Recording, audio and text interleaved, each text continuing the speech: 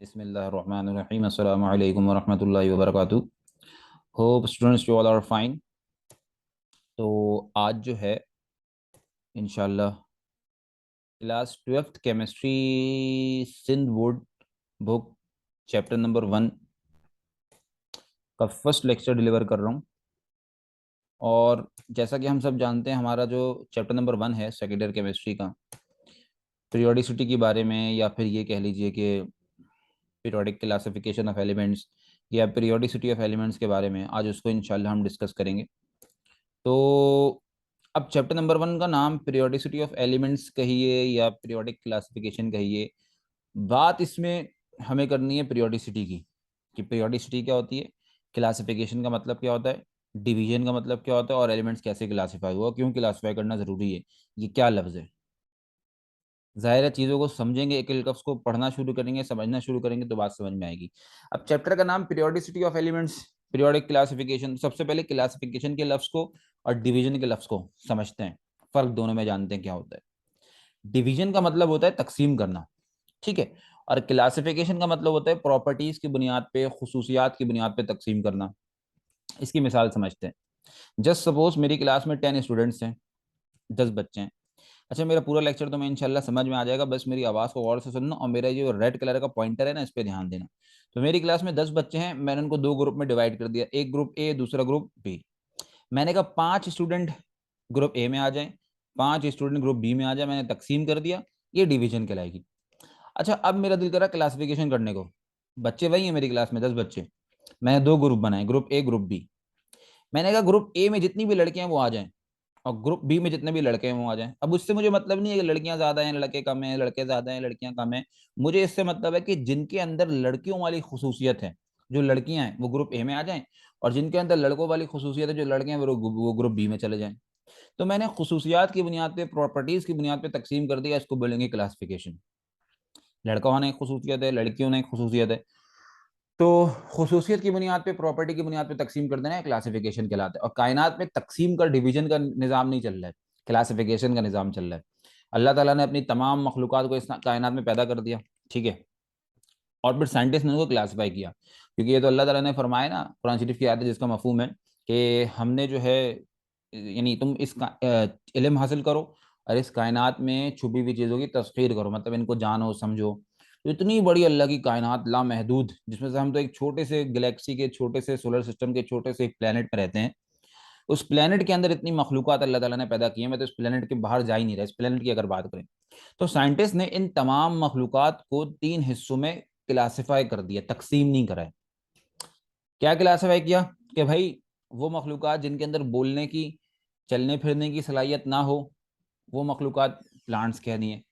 और वो मखलूक़ात जिनके अंदर चलने फिरने की सलाहियत हो और बोलने की ऐसी सलाहियत हो कि जिनकी फ्रीक्वेंसी की रेंज 20,000 हर्ट्ज से ऊपर जाती हो, और जिनके अंदर अक्ल तो हो लेकिन अशरफुल मखलूक़ात उनको नहीं बनाया, मतलब ऐसी सूझबूझ नहीं है उनके अंदर। ये तो अक्ल है कि मुझे गोश्त खाना है या मुझे घास खानी है, लेकिन ये अक्ल नहीं है, ये तमीज़ नहीं है उनके अंदर, तमीज़ तरीका नहीं है कि किसको क्या खाना है, किसको क्या नहीं खाना। माँ बाप की कोई तमीज़ नहीं, किसी चीज़ की कोई तमीज़ नहीं, कोई ख़ानदानी निज़ाम नहीं है उनके अंदर। लेकिन वो चल फिर सकते हैं, और वो जो है रिप्रोडक्शन कर सकते हैं, और खाना पीना अपना खुद से खा सकते हैं, शिकार कर सकते हैं। ऐसी मखलूक़ात को साइंटिस्ट ने एनिमल्स कह दिया। और वो मखलूक़ात जिनके अंदर खाने पीने, चलने फिरने, रिप्रोडक्शन के अलावा सोचने समझने की, अच्छे बुरे करने की तमीज़ है, सलाहियत है, जिनको अल्लाह ने अशरफुल मखलूक़ात बनाया, वो इंसान है, ह्यूमन बींग्स हैं। तो साइंटिस्ट ने भी प्रॉपर्टीज़ की बुनियाद पे, खसूसियात की बुनियाद पे, कि जो ये प्लांट्स वाली खसूसियात रखते हैं वो उनमें, जिनके अंदर सूझबूझ नहीं है, ऐसी सोचने समझने की सलाहियत नहीं, जिनके जो है वो अक्ल नहीं है उनके अंदर, उनको एलिमेंट्स बोल दिया। जिनके अंदर अक्ल है, ऐसी अक्ल के वो जो है लोगों में समझ बूझ कर सकते हैं, तमीज़ रखते हैं, उनको इंसान कह दिया। साइंटिस्ट ने भी क्लासीफाई किया इतनी बड़ी कायनात को। इसकी एक मिसाल और है, सुबह सुबह स्कूल में असेंबली होती है, हर क्लास के बच्चे खड़े हुए होते हैं, ठीक है। तो एक स्कूल में एक यूनिफॉर्म पहने हुए सारे बच्चे एक ही स्कूल के हैं, लेकिन जाहिर उनके लिए जो है क्लास एक नहीं होती। जो बच्चे 8 साल से 7 8 साल की उम्र के तक के हैं वो 3 क्लास में चले जाएं, जिनके अंदर 15 16 साल वाली उम्र है वो 10th क्लास में चले जाएं, 9th क्लास में चले जाएं, ऐसे। तो बच्चों को भी उनकी खसूसियात की बुनियाद पे, एज की बुनियाद पे, अकल की बुनियाद पे तकसीम कर दिया। तो किसी प्रॉपर्टी की बुनियाद पे तकसीम कर देना क्लासिफिकेशन कहलाता है, ठीक है। और कायनात में हर जगह हर चीज पे क्लासिफिकेशन का निजाम चल रहा है। तो साइंटिस्ट को भी ये तकलीफ परेशानी हुई कि यार क्यों ना हम भी जो है एलिमेंट्स को क्लासिफाई करें, तकसीम करें, वो प्रॉपर्टीज की बुनियाद पर तकसीम करें। क्योंकि उनको इतना तो पता था, वो कायनात के निज़ाम को देख के समझते थे कि हम डिवाइड नहीं कर सकते, कायनात में हर चीज क्लासिफाई हुई हुई है, तकसीम नहीं हुई हुई, तो हम भी क्यों ना क्लासिफाई करें। तो फिर शुरू में जब 15-15 एलिमेंट डिस्कवर हुए हुए थे, 15 एलिमेंट डिस्कवर हुए थे। अब जो इस चैप्टर में पढ़ूंगा ना, तो मैं एलिमेंट की डिस्कवरी नहीं पढ़ाऊंगा। इस चैप्टर में किसी ऐसे साइंटिस्ट के बारे में तस्करा नहीं है कि जिसने कोई एलिमेंट डिस्कवर किया हो। हर उस साइंटिस्ट के बारे में तस्करा है जिसने एलिमेंट्स को क्लासिफाई किया, अपनी उनकी प्रॉपर्टीज की बुनियाद पे अलग अलग किया है। अब 15 एलिमेंट जब डिस्कवर हो चुके थे, तो उस सबसे पहले जोहान डोब्रिनर एक साइंटिस्ट थे, डोब्रिनर के नाम से मशहूर है। इनको एक मसला हुआ कि यार अभी तो 15 एलिमेंट हैं, और जितनी तेजी से एलिमेंट्स में डिस्कवरी हो रही है, एलिमेंट बढ़ते जाएंगे बढ़ते जाएंगे, इन एलिमेंट में मेटल भी होंगे, नॉन मेटल भी हैं, पुअर मेटल भी हैं, गैसेस भी हैं, अलग अलग प्रॉपर्टीज रखने वाले एलिमेंट्स हैं, जिनके अंदर इलेक्ट्रॉन लूज करने की प्रॉपर्टी है तेजी से केमिकल रिएक्शन के दौरान, वो मेटल्स हैं। जिनके अंदर इलेक्ट्रॉन गेन करने की प्रॉपर्टी है, इलेक्ट्रॉन खाने की प्रॉपर्टी है केमिकल रिएक्शन के दौरान, वो नॉन मेटल्स हैं। तो ऐसे तो अभी 15 एलिमेंट हैं, उनमें इतने सारी मसले हैं। आगे जाके कितने एलिमेंट डिस्कवर होंगे पता नहीं, उनको उनमें कितने सारी मिक्स हो जाएंगे, तो सारे को मिक्स नहीं रख सकते एक साथ ना। मतलब क्लास में सिर्फ उन्हीं मखलूकात को पढ़ाया जाएगा जिनके अंदर सूझबूझ है, अच्छे बुरे की तमीज करने वाले की फर्क है। हम इंसानों को क्लास में पढ़ाते हैं, ऐसा थोड़ी होता है कि हमने जो है मैक के बाहर या किसी कोचिंग सेंटर के बाहर, किसी स्कूल के बाहर एक बैनर लगा दिया, एक बोर्ड लगा दिया, admission open for all living things, तो सभी आ रहे हैं। जान एक क्लास में शेर भी बैठे हुए हैं, बच्चे भी बैठे हुए हैं, और जो है सारी मखलूकात एक साथ बैठी हुई नहीं है, तो सब मखलूकात क्लास में वो बैठेंगी जो इनके अंदर इंसानों वाली खुसूसियत होगी। तो हैं तो सारे एलिमेंट्स, अब सबको एक जगह एक साथ नहीं रख सकते, सबको अलग अलग रखना पड़ेगा। तो 15 एलिमेंट तो उस वक्त है, जो डोबरीनर ने बिल्कुल सही सोचा। अभी 15 एलिमेंट है, कितने सालों के बाद कितने एलिमेंट हो जाएंगे। आज के दौर में, इस दौर में 118 एलिमेंट मौजूद हैं हमारे पीरियोडिक टेबल में, तो बड़ी परेशानी हो जाएगी। अब उसने ना एलिमेंट्स को क्लासिफाई करने का सोचा, तक प्रॉपर्टीज की बुनियाद पर अलग करने का सोचा कि भाई वो एलिमेंट, मिसाल दे रहा हूँ मैं तुम्हें, जो केमिकल रिएक्शन में इलेक्ट्रॉन लूज कर देते हैं उनको मेटल कह के अलग कर दो, जो इलेक्ट्रॉन गेन कर लेते हैं उनको नॉन मेटल कह के अलग कर दो। इस तरह करके उसने तकसीम करने की सोची, क्लासिफिकेशन करने की सोची। ठीक है, और किस बुनियाद पे किया? पीरियोडिसिटी की बुनियाद पे। ये लफ्ज जरूर याद रखना बच्चों, पीरियोडिसिटी का। चाहे डोब्रिनर हो, चाहे न्यूलैंड हो, चाहे लेदरमेयर हो, चाहे मेंडेलीव हो, तमाम साइंटिस्ट ने एलिमेंट्स को क्लासिफाई किया है पीरियोडिसिटी की बुनियाद पे। पीरियोडिसिटी की डेफिनेशन तुम्हारे सामने लिखी हुई है। अब इसको मैं तर्जुमा करके बताऊंगा, कोई फायदा नहीं है, इसको आसान लफ्जों में समझो। किसी भी चीज का एक वक्फे के बाद रिपीट हो जाना, ये पीरियोडिसिटी कहलाता है। जी सिंपल। मिसाल के तौर पे आज क्या दिन है? मंडे का दिन है। तो 6 दिन के वक्फे के बाद फिर से 7वां दिन क्या होगा? मंडे। तो मंडे का एक वक्फे के बाद रिपीट होना, ये मंडे की पीरियोडिसिटी है।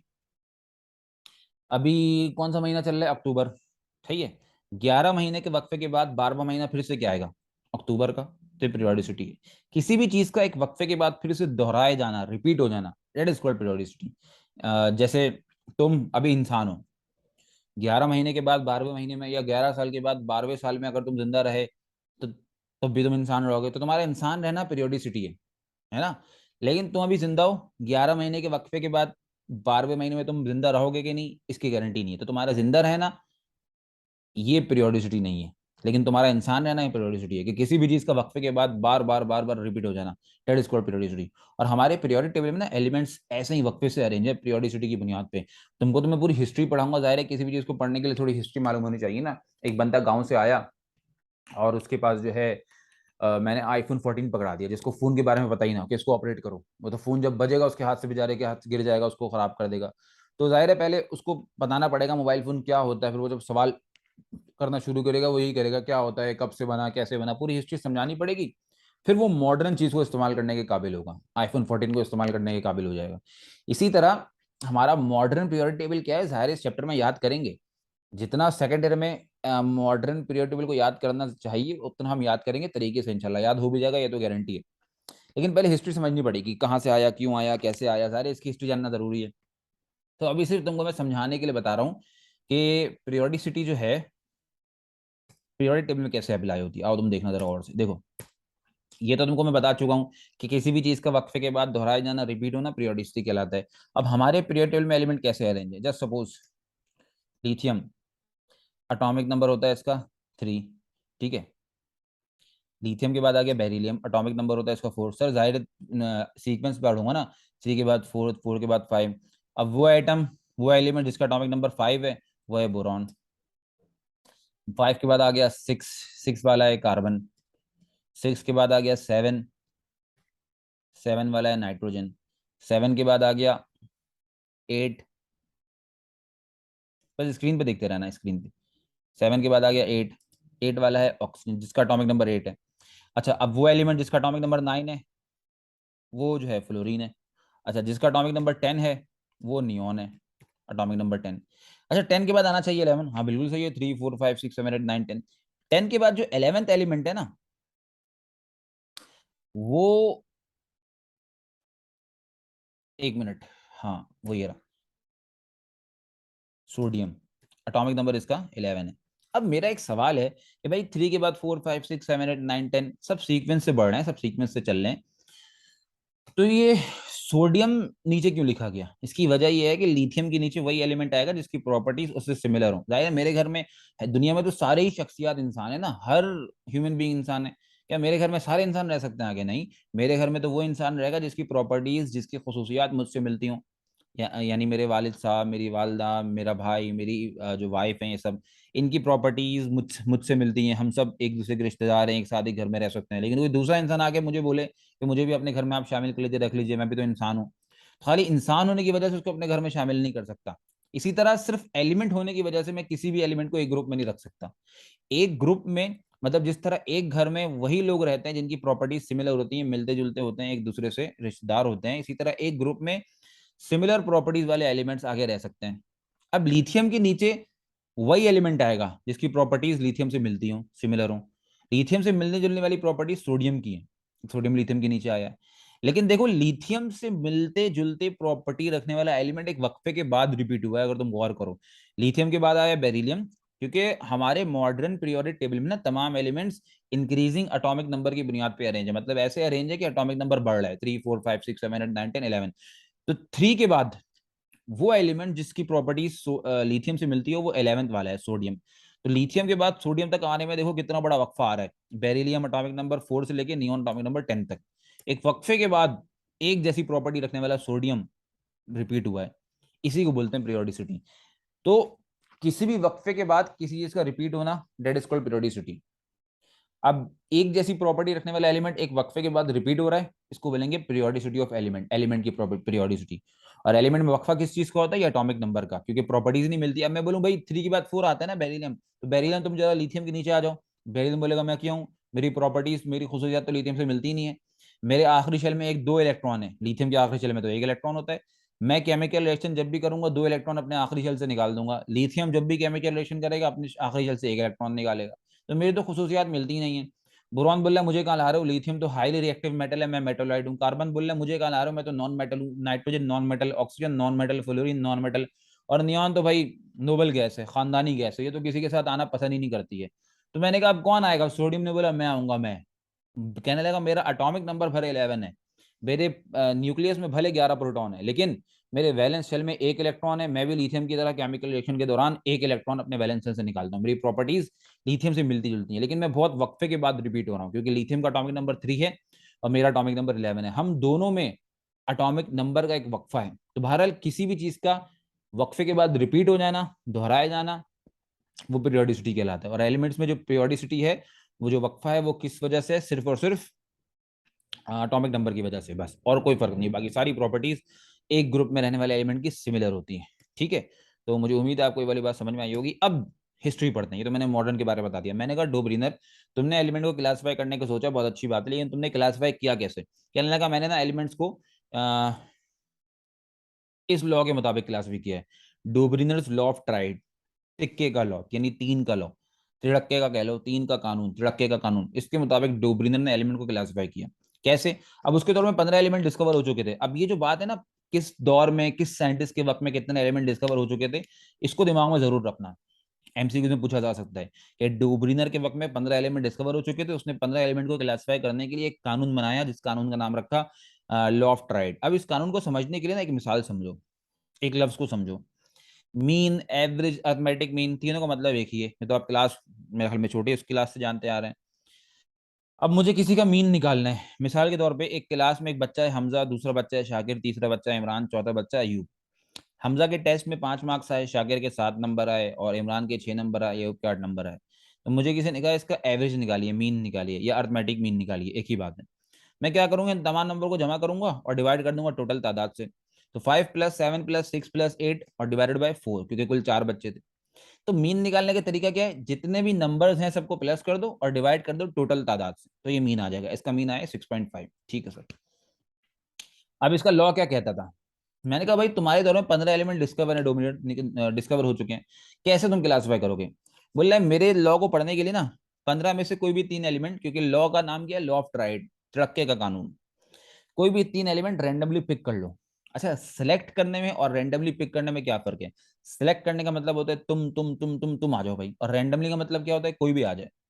तो रैंडमली कोई भी 3 एलिमेंट पिक कर लिए उसने, उसको नहीं पता था पहली बार। देखो एक चीज तो दिमाग में रखना कि साइंटिस्ट कोई भी काम जब करते हैं ना, तजुर्बा बहुत बार ट्राई करता है, लेकिन बुक में वही वाली ट्राई को लिखता है जो उसकी साबित हो गई हो, सक्सेस हो गई हो। जैसे मैं चाय बनाना चाहूँ, तो चाय बनाने के लिए जब पहली बार जब मैं चाय बनाऊँ, मैंने बनाई भी थी, तो ब्लैक कलर की चाय बनी अजीब सी। तो मैंने कहा अम्मी तो बनाती है ब्राउन कलर की चाय बनती है। तो 2-3 बार ट्राई किया, कोशिश करी, फिर जाके चौथी बार में सही चाय बनी। तो अब मैं जब भी चाय बनाऊंगा तो मैं वो बार बार गलत नहीं बनाऊंगा, लोगों के सामने वही चाय बना के पेश करूंगा जो मेरा उसी मेथड से, जो मेरा कामयाब मेथड था, सक्सेसफुल मेथड था।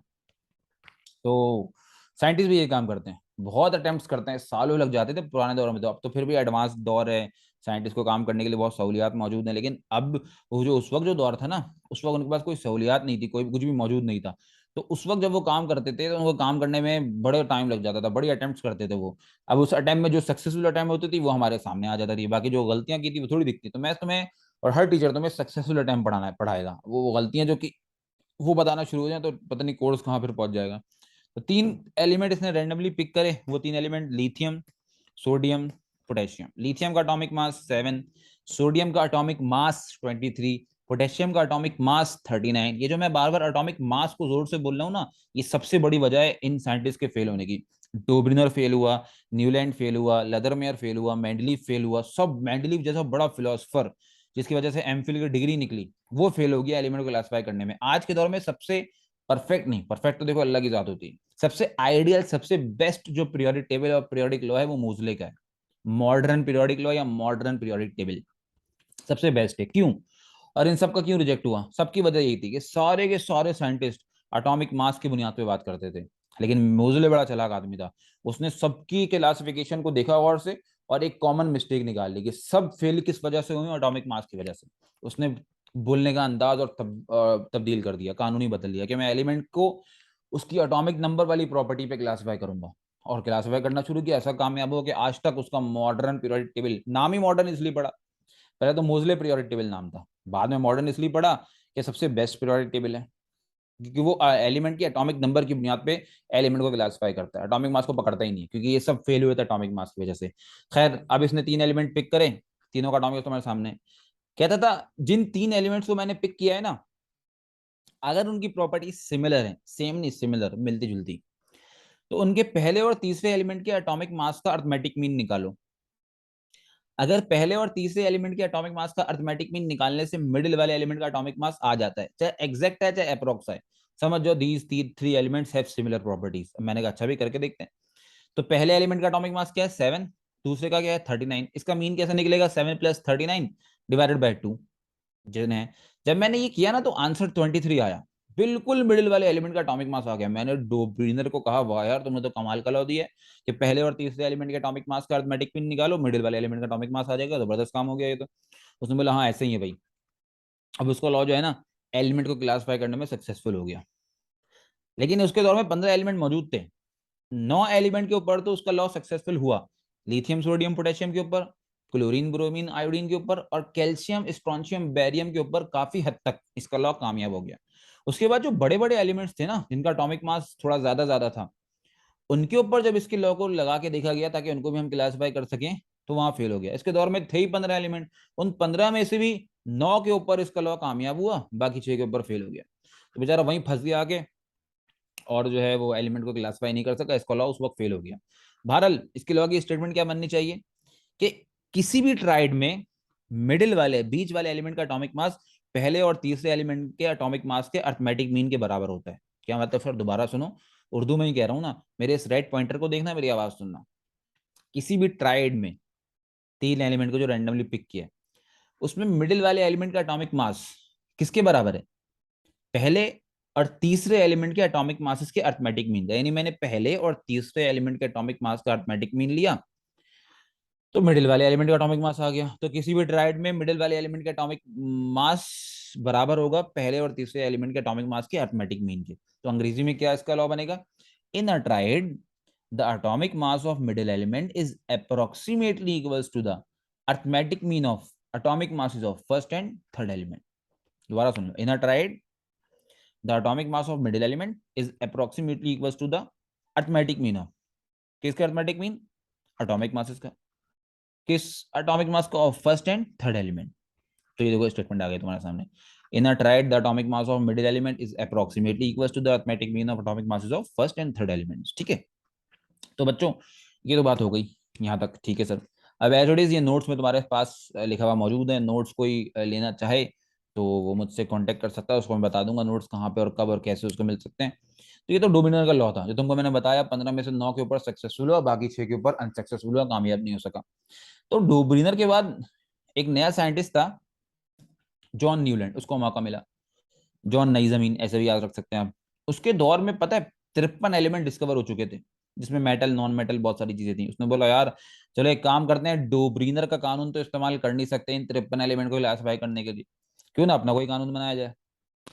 हाँ ये बात याद रखना कि डोब्रिनर के दौर में 15 एलिमेंट डिस्कवर हो चुके थे और न्यूलैंड के दौर में 53 एलिमेंट डिस्कवर हो चुके थे। उसने कहा एक काम करते हैं, मैं अपना लॉ बनाता हूँ, लेकिन उसके दिमाग में मेंडलीफ सॉरी डोब्रिनर की अनसक्सेसफुल लॉ सामने था कि वो तिड़क्के के ऊपर बात करता था। उसने नया लॉ बनाया, Newland law of octave, Newland का अट्ठे का कानून।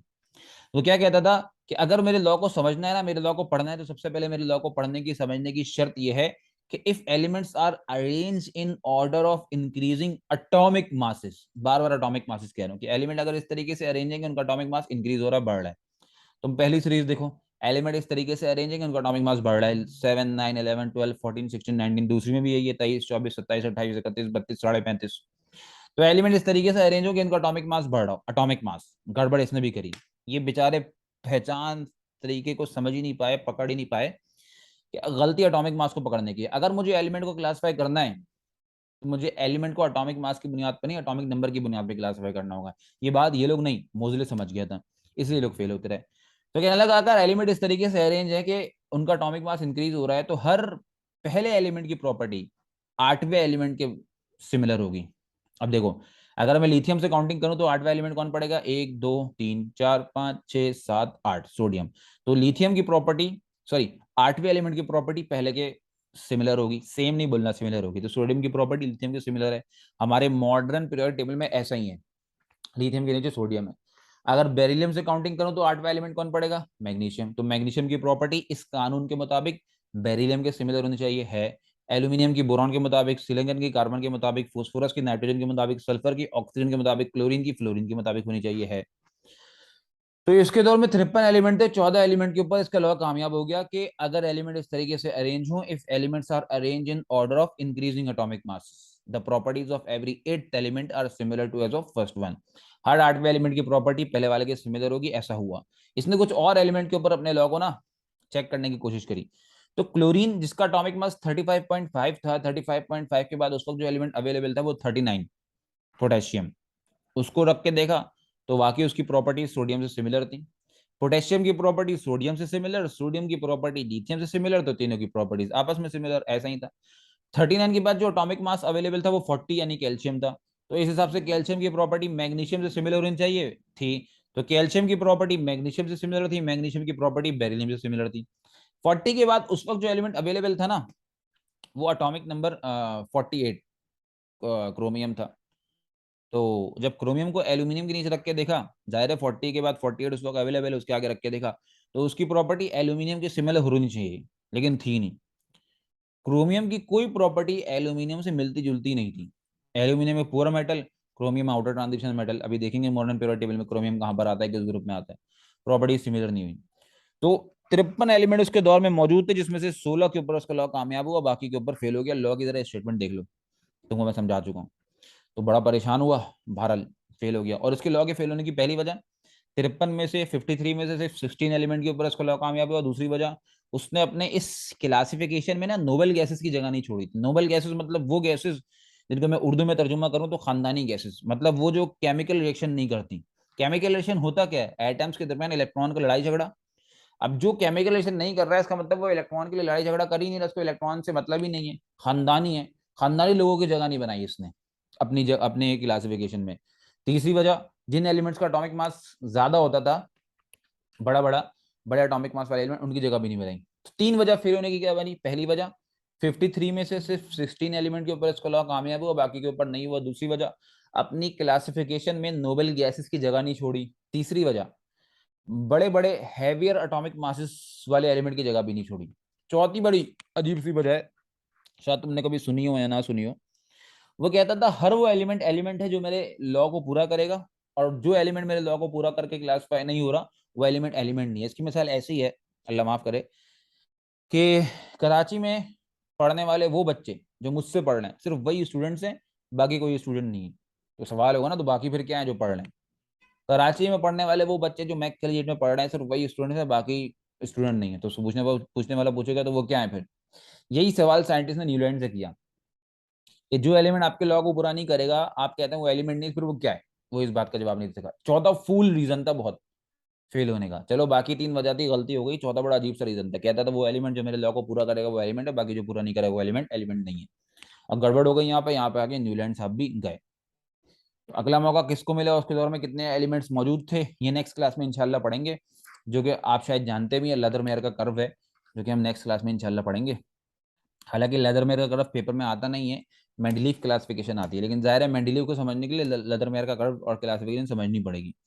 तो नेक्स्ट क्लास में मिलते हैं इंशाल्लाह, लेदरमेयर के कर्व और मेंडलीव की क्लासिफिकेशन के साथ। ठीक है, जज़ाकल्लाह, अस्सलाम वालेकुम रहमतुल्लाहि व बरकातहू।